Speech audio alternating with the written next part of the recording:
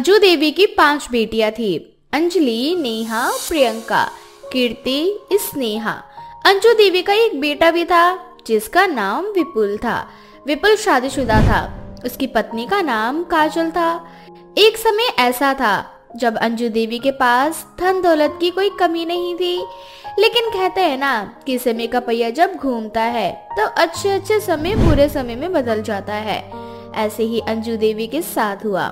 अंजू देवी के सारे बच्चे जब छोटे थे तब उसके पति की तबीयत बहुत ज्यादा खराब हो गई थी। अंजू देवी ने अपने पति को बचाने के लिए अपना पूरा धन दौलत लगा दिया था, लेकिन कहते हैं ना भगवान को जो मंजूर था वो तो होना ही था। आखिरकार अंजू देवी का सुहाग उसी समय चला गया जब उसके बच्चे काफी छोटे थे। अंजू देवी ने मजदूरी मेहनत करके अपने बच्चों को पाला पोसा और बड़ा किया।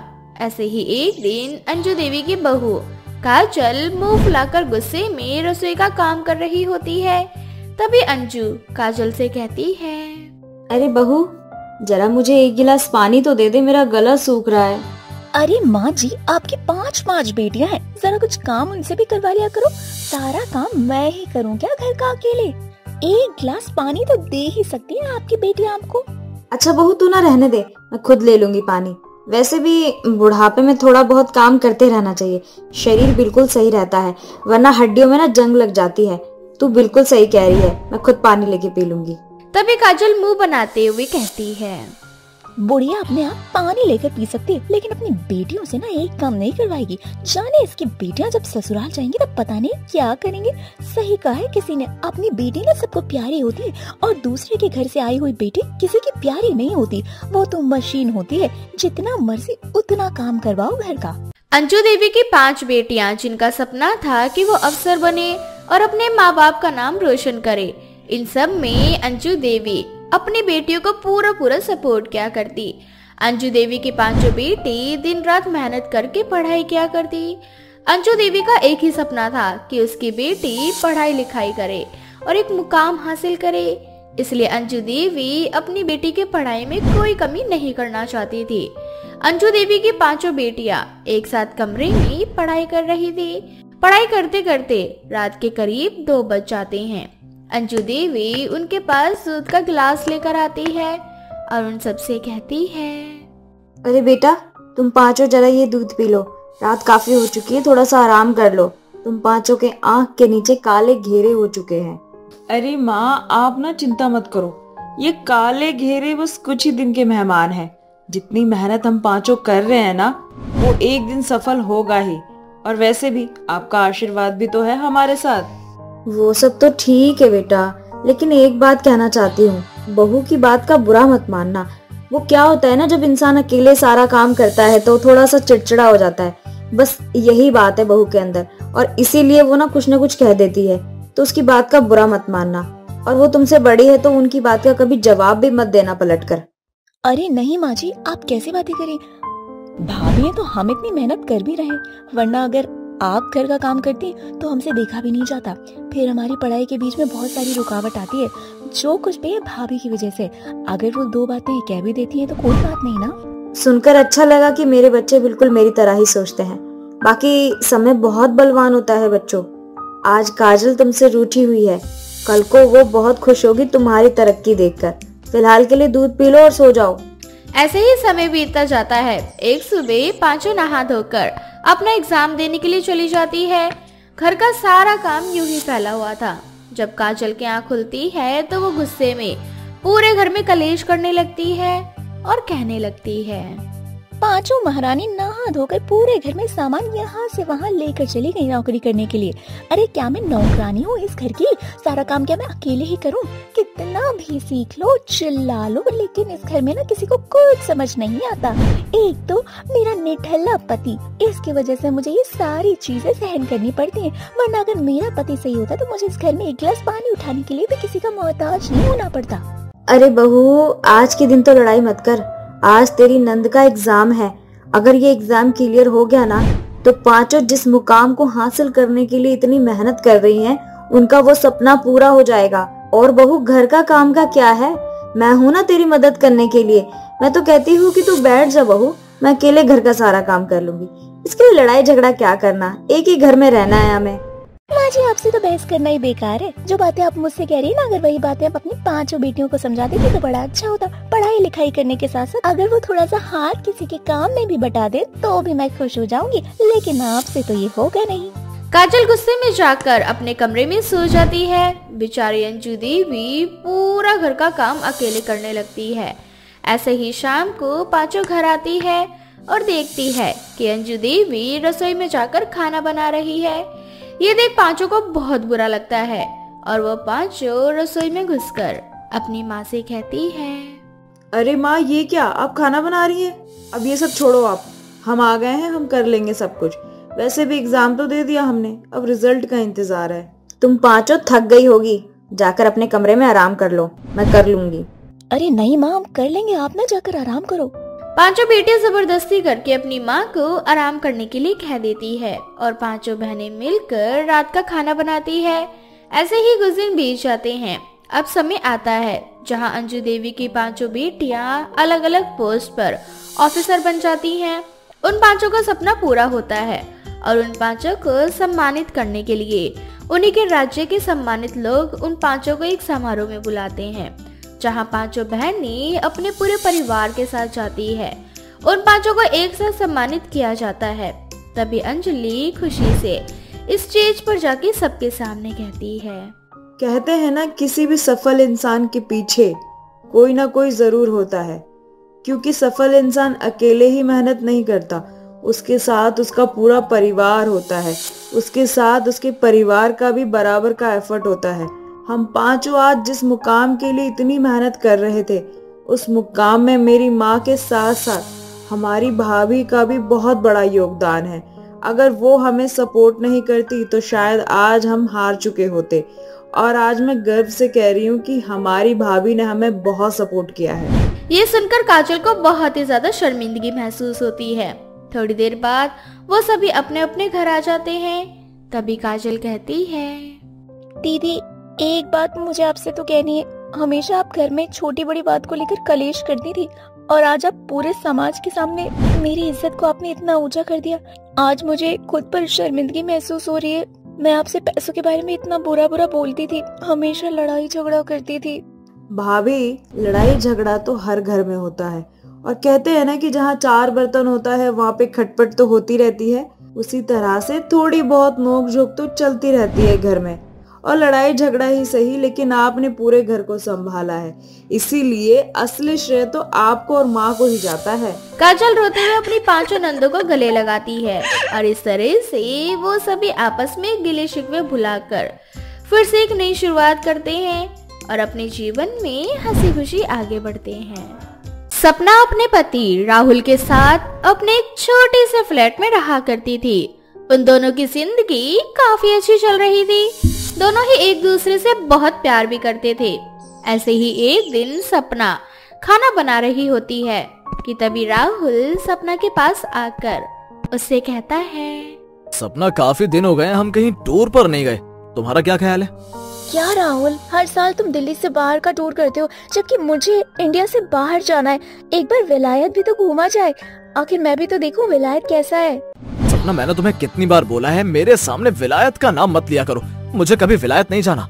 राहुल, हर किसी का सपना होता है कि वो अपने देश से एक बार बाहर घूमने जाए, पर तुम तो विलायत का नाम सुनते ही मुझसे नाराज हो जाते हो। आखिर तुम विलायत का नाम सुनते ही इतने नाराज क्यों हो जाते हो? तुम नहीं समझोगी, प्लान कैंसिल करते हैं। राहुल, ये बिल्कुल सही नहीं है, तुम हमेशा अपनी चलाते हो। राहुल सपना के बात सुनकर नाराज हो जाता है और वहाँ से चला जाता है। सपना राहुल को मनाने की काफी कोशिश करती है, पर राहुल नहीं मानता। ऐसे ही महीने बीत जाते हैं और एक दिन अचानक से राहुल के फोन पर किसी का फोन आता है। राहुल के नंबर पर ये किसका फोन आ रहा है? ये नंबर तो हमारे इंडिया का नहीं है। इतना सोचकर अब जैसे ही सपना फोन उठाने जाती है कि तभी वहाँ राहुल आ जाता है और सपना के हाथों से फोन छीन लेता है और फोन काट कर सपना के ऊपर एक बार फिर से नाराज होने लगता है। सपना, मैंने तुम्हें कितनी बार कहा है ना, अनजान नंबर से आए फोनों को मत उठाया करो। राहुल, मैं जानती हूँ, इसीलिए मैं तुम्हारा फोन नहीं उठा रही थी, बस देख रही थी। अच्छा राहुल, अभी जो तुम्हारे फोन पर फोन आ रहा था वो नंबर हमारे इंडिया का नहीं था। क्या तुम जानते हो किसका फोन था? मैं नहीं जानता, छोड़ इन बातों को, मैं ऑफिस जा रहा हूँ, आज आने में लेट हो जाएगा। राहुल एक बार फिर सपना से झूठ बोलकर ऑफिस के लिए निकल जाता है। अब सपना को राहुल पर शक होने लगता है और एक दिन जब दोबारा राहुल के फोन पर उसी नंबर से फोन आता है तो सपना फोन उठा लेती है। हेलो राहुल बेटा, कैसा है तू? तू फोन क्यों नहीं उठा रहा? क्या तुझे अपनी माँ की याद नहीं आ रही? आप कौन बोल रही हैं? और राहुल को कैसे जानती हैं? उधर से कोई जवाब आता कि उससे पहले ही नेटवर्क की वजह से फोन डिस्कनेक्ट हो जाता है। सपना को कुछ समझ नहीं आता कि आखिर फोन पर वो औरत कौन थी जो राहुल को बेटा बोल रही थी। ऐसे ही एक हफ्ते बीत जाते हैं और एक दिन जब राहुल ऑफिस में होता है तो सपना के घर पर एक विलायती औरत आती है। आप कौन है? मैंने आपको पहचाना नहीं और ना ही आज से पहले आपको कहीं देखा। तुम मुझे नहीं जानती हो पर मैं तुम्हें जानती हूँ। तुम मेरी बहू हो और मैं तुम्हारी सास। मेरी सास? मैं कुछ समझी नहीं। माफ करना बहू, मैं अचानक यहाँ आ गई इसलिए तुम घबरा रही होगी, पर मैं सच में तुम्हारी सास हूँ। जब राहुल छोटा था तब मैंने उसके पिता से जिद की थी कि हम भी विलायत में शिफ्ट हो जाते हैं, लेकिन राहुल के पिता ने मेरी एक भी नहीं सुनी और मैंने अपना करियर बनाने के लिए अपने बेटे और पति को छोड़ दिया और खुद विलायत चली गई। आज पूरे 15 साल बाद वापस आ रही हूँ। आने से पहले मैंने कई बार राहुल से बात करने की कोशिश की पर वो मेरा फोन ही नहीं उठाता, ना ही मुझसे बात करता है। पर राहुल ने तो मुझे आपके बारे में। खैर, आप बहुत दूर से आई हैं, थक गई होंगी, बैठ जाइए, मैं आपके लिए नाश्ता लगा देती हूँ। अब सपना अपनी सास के लिए चाय नाश्ते का इंतजाम करती है और साथ ही साथ राहुल को सारी बात बताती है और अपनी सास के लिए चाय नाश्ता लेकर आती है। बहू मैं चाय नहीं पी सकती, इसमें शुगर है और मुझे डायबिटीज है। मैं अपनी हेल्थ का बहुत ध्यान रखती हूँ, इसीलिए इतनी उम्र में भी जवान दिखाई देती हूँ। माफ करना, मुझे पता नहीं था। मैं आपके लिए ग्रीन टी ला देती हूँ। नहीं नहीं बहू, इन सब की कोई जरूरत नहीं है। अच्छा राहुल कब आएगा? बहुत टाइम हो गया उसे देखे हुए, उससे मिले हुए। मैं जानती हूँ कि मेरा बेटा मुझसे नाराज है। वैसे तुम भी बहुत हैरान होंगी अपनी इस विलायती सास को देखकर। सही कहा आपने, हैरान तो मैं भी हूँ और मुझे समझ आ गया कि राहुल अपनी माँ से इतना नफरत क्यों करते हैं। आखिर आप ऐसे कैसे कर सकते हैं? माँ जी आप अपने खुद के बेटे और पति को छोड़कर चली गई और आज अचानक से वापस आ गई, क्यों? सपना अपने सास से बात कर ही रही होती है कि तभी राहुल वहाँ आ जाता है और अपनी माँ को देखकर अपनी माँ पर भड़कने लगता है। इतने सालों बाद आपको अपने बेटे की याद आ गई या फिर आप किसी मतलब से आई हैं? साफ साफ बताइए, क्यों आई आप यहाँ? राहुल आराम से बात करो, वो तुम्हारी माँ है। इसी बात का तो दुख है कि यह औरत मेरी माँ है जो आज से 15 साल पहले मेरे पिता और मुझे छोड़कर अपने दूसरे पति के साथ विलायत चली गई। और होना हो आज 15 साल बाद ये विलायत से वापस यहाँ इसलिए आई है ताकि अपने दूसरे बच्चों को मुझसे मिलवा सके और पिताजी ने जो जमीन मेरे लिए छोड़ी है उसमें ये हिस्सा मांग सके। इतने सालों बाद निमी सिर्फ अपने बेटे से मिलने विलायत से आई थी, पर अपने बेटे की ऐसी बातें सुनकर उसके पास कहने को कुछ नहीं बचता और उसके आंखों से आंसू बहने लगते हैं। अपनी सास के आंखों का आंसू देखकर सपना पिघल जाती है और राहुल को समझाने की कोशिश करती है। राहुल शांत हो जाओ, उन्हें एक बार बोलने का मौका तो दो। आखिर वो आपकी माँ है और आप उनके बेटे, और एक माँ अपने बेटे से ही तो मिलने आई है ना। नहीं बहू, आज उसे बोलने दे, उसका गुस्सा जायज है, पर आज मैं अपने बेटे की गलतफहमी दूर करना चाहती हूँ। मैंने नहीं बल्कि उसके पिता ने मुझे छोड़ दिया था। मेरे पास कोई और दूसरा रास्ता नहीं था, इसीलिए मैंने उस विलायती आदमी से शादी कर ली और विलायत में रहने के लिए चली गई। और मैंने कभी अपनी दूसरी संतान नहीं की क्योंकि मैं नहीं चाहती थी कि इन सब की वजह से मेरे बेटे राहुल का हक बट जाए, मेरा प्यार बट जाए। और यहाँ मैं अपने बेटे का हक छीनने नहीं बल्कि देने के लिए आई हूँ। मैंने विलायत में कुछ प्रॉपर्टी जमा की है राहुल के लिए और मैं चाहती हूँ कि लास्ट टाइम अपने बेटे को देख लूँ क्योंकि मैं कैंसर की मरीज हूँ। अब ज्यादा समय नहीं है मेरे पास। इतना बोलकर निमी टेबल पर कुछ प्रॉपर्टीज के पेपर रख देती है और घर से जाने लगती है। तभी उसे चक्कर आ जाते हैं और वो बेहोश होकर जमीन पर ही गिर जाती है। अब राहुल जल्दी से अपनी माँ को हॉस्पिटल ले जाता है जहाँ उसे पता चलता है कि उसकी माँ के पास बस थोड़ा सा समय बाकी है। माँ, आज इतने सालों बाद आप मुझसे मिली हैं मैं हमेशा आपसे नफरत करता रहा और आज जब मेरी गलतफहमी दूर हुई तो आप मुझे फिर से छोड़कर जा रही हैं। हाँ बेटा, मेरा जाने का समय हो गया है। 15 साल पहले मैं तुझे छोड़कर चली गई थी, लेकिन मैं सच कह रही हूँ, मैं तुझे छोड़कर जाना नहीं चाहती थी। राहुल अपनी माँ से आखिरी बार गले मिलता है और निमी अपने बेटे की बाहों में दम तोड़ देती है, जिसके बाद राहुल के अंदर की सारी नफरत और कड़वाहट भी खत्म हो जाती है और राहुल सपना के साथ विलायत चला जाता है और अपनी माँ के घर में रहने लगता है। अनीता बहुत ही मेहनती औरत थी। वह अपना घर परिवार चलाने के लिए मेहनत मजदूरी का काम करती थी, तो वही दूसरी तरफ उसका पति विनोद, जो कि एक नंबर का नशेड़ी किस्म का व्यक्ति था, वो हमेशा नशे में धुत रहता था। ऐसे ही एक सुबह अनीता बड़े ही प्यार से विनोद से कहती है, देखिए अभी इस समय आप नशे में नहीं है और यही समय है कि हम अपने घर की आर्थिक स्थिति को देखते हुए आपस में बात कर ले, ताकि आने वाले समय में हम अपने घर के खर्च और बचत को लेकर सोच सके। मुझे ये समझ नहीं आता कि अगर आप इस तरह से इतना पिएंगे तो कैसे काम चलेगा। आप घर से बाहर काम करने के लिए नहीं जाते। लोगों के पति अपनी पत्नी के साथ मिलकर 2 पैसे बचाने की कोशिश करते हैं। देख अनीता, मैं जानता हूँ कि मेरे होते हुए तुझे बाहर काम करने के लिए जाना पड़ता है, लेकिन मैं क्या करूँ। जो काम करना चाहता हूँ वो काम मुझे मिल नहीं रहा और इसी सदमे में आकर मैं दारू पी लेता हूँ। अगर जो काम आप करना चाहते हैं वो काम आपको नहीं मिला तो इसका मतलब ये नहीं ना कि आप दारू पी लो, नशे में रहो, मुझे मारो पीटो। ये सब करने से अगर घर की स्थिति ठीक हो जाती तो काम करने की जरूरत नहीं थी। आप दारू ही पियो। देख, मैं जानता हूँ कि तू परेशान है, लेकिन मैं भी कुछ सोच रहा हूँ कि कुछ ऐसा काम करूँ जिससे एकदम से अमीर हो जाऊँ, और यही करने के फिराक में मेरा दिमाग घूमता रहता है यहाँ वहाँ।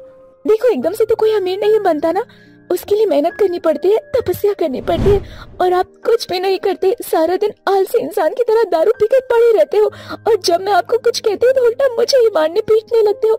ऐसे घर में आपकी कभी लक्ष्मी नहीं आएगी, क्योंकि आप अपने ही घर में अपनी ही लक्ष्मी का अपमान करते हो। माफ कर दे यार, अब कितना सुनाएगी मुझे। चल अब काम पर जा तू, तेरे जाने का समय हो गया है। बाकी थोड़ी देर में मैं भी निकलता हूँ और देखता हूँ कि मुझे कुछ मिल जाए जिसमें मैं तेरा साथ दे पाऊँ। थोड़ी देर बाद अनीता अपने काम के लिए निकल जाती है और विनोद भी घर से बाहर चला जाता है। विनोद, जो कि एक नंबर का निकम्मा था, वो मेहनत मजदूरी करना ही नहीं चाहता था। उसे सिर्फ एक बहाना था कि वो गम में दारू पीता है। ऐसे ही थोड़ी देर बाद विनोद के पास एक आदमी आता है। विनोद अपना सारा दुख उस आदमी को बताता है, जिसके बाद वो आदमी विनोद से कहता है, देख भाई विनोद, तू अपना बचपन का यार है, इसलिए ये बात मैं तुझे बता रहा हूँ, वरना मैं किसी को ये सारी बातें नहीं बताता। मैं जानता हूँ कि तेरे घर की आर्थिक हालत बहुत ज्यादा बुरी हो गई है। अगर तू सच में बहुत ही कम समय में अमीर बनना चाहता है तो मेरे साथ चल। वहाँ आए बाबा हैं जो कुछ उपाय बताएंगे। वो उपाय करने के बाद ना तू कुछ ही समय में अमीर बन जाएगा। क्या सच में ऐसा हो सकता है? अरे हाँ भाई, हो सकता है। एक बार चल कर तो देख, अगर तुझे ठीक न लगे तो मत करना वो उपाय। विनोद उस आदमी की बात में आकर उस बाबा के पास जाता है। वहाँ जाने के बाद विनोद अपनी सारी बात बाबा को बताता है, जिसके बाद बाबा विनोद से कहती हैं, देख बच्चा, हम जानते हैं कि तू बहुत ही ज्यादा परेशान है और तेरी परेशानी का एक ही इलाज है, बलि। क्या बलि? हाँ, तुझे बलि देनी पड़ेगी, और वो भी अपनी पत्नी की, क्योंकि तेरी पत्नी लक्ष्मी नहीं बल्कि कुलक्ष्मी है। वो जब से तेरे जीवन में आई है तब से तेरे जीवन में लक्ष्मी आना बंद हो गई है, और तेरी पत्नी ने अपने कदम घर से बाहर निकालकर तेरे जीवन में और अंधकार ही फैला दिया है। इसलिए अगर तू चाहता है कि तू कम समय में अमीर हो तो तुझे अपने घर में पड़े कुलक्ष्मी की बलि देनी पड़ेगी, और इसके सारे कीमती जेवर और कुछ पैसे इसकी बलि देने के साथ अर्पित करने होंगे। अगर तुम तैयार हो तो मैं पूरी गारंटी लेता हूँ कि तुम सिर्फ एक सप्ताह के अंदर अमीर हो जाओगे। विनोद को कुछ भी समझ में नहीं आ रहा था कि वो क्या करे और ये बाबा क्या कह रहा है। थोड़ी देर बाद विनोद वहाँ से उसी आदमी के साथ घर की ओर निकलता है।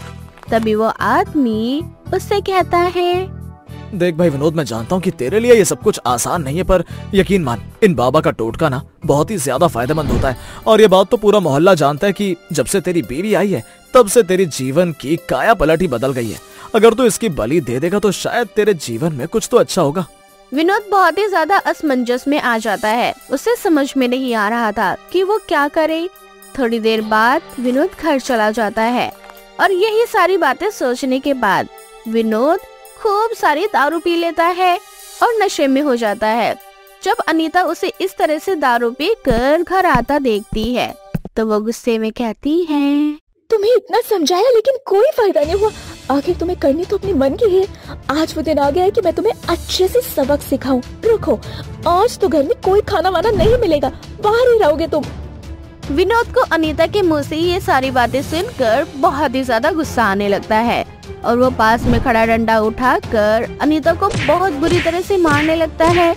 इस बार अनीता भी विनोद की इस बार को बर्दाश्त नहीं कर पाती और वो पुलिस में जाकर विनोद के खिलाफ कंप्लेंट दर्ज करवा देती है, जिसके बाद पुलिस विनोद को उठाकर हवालात में डाल देती है।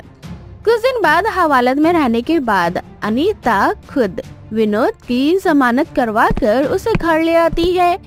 विनोद के अब दिल दिमाग में बस एक ही बात घूम रही थी कि वो कैसे अनीता को रास्ते से हटाए। थोड़ी देर बाद विनोद बाबा से फोन पर बात करता है। बाबा, मैं तैयार हूँ अपनी पत्नी की बलि देने के लिए। कल के कल मैं इसकी बलि देना चाहता हूँ। आप इसकी बलि देने के लिए भले ही मुझे कसाई क्यों न बनना पड़े, इसे मैं अपनी जिंदगी में बिल्कुल भी बर्दाश्त नहीं कर सकता। अनीता विनोद की सारी बातें सुन लेती है और वो समझ जाती है कि जरूर दाल में कुछ न कुछ तो काला है। अनीता बिना कुछ सोचे समझे वो पुलिस को फोन करके बता देती है और अगले ही दिन विनोद अनीता को बेवकूफ बनाकर उस बाबा के पास ले जाता है। बाबा सबसे पहले अनीता के ऊपर भभूत डालते हैं, तो वही विनोद अनीता का जेवर और कुछ पैसे बाबा को देता है। थोड़ी देर बाद बाबा अनीता के हाथ पैर रस्सी से बांध देता है और उसे लेटा दिया जाता है। अनीता बहुत ही ज्यादा घबराई हुई थी। विनोद, ये रहा वो हथियार जिससे तुझे अपनी कुलक्ष्मी पत्नी की बलि देनी होगी और इसका धड़ इसके शरीर से अलग करना होगा। उसके बाद ही तू अमीर होगा। विनोद का हाथ कांपने लगता है, लेकिन वो किसी तरह से उस हथियार को उठाता है और अनीता के गर्दन पर मारने ही वाला होता है कि तभी वहाँ पर पुलिस आ जाती है। पुलिस विनोद और बाबा को गिरफ्तार कर लेती है, जिसके बाद विनोद इस पूरे कांड में शामिल उस आदमी का नाम लेता है जो कि उसे उस बाबा के पास ले जाता है। पुलिस तीनों को गिरफ्तार करके सलाखों के पीछे डाल देती है। अनीता की सूझबूझ से उसकी जिंदगी बच जाती है और उन तीनों को उनके बुरे कर्मों का फल उनको कानून के साथ साथ भगवान जरूर देता है।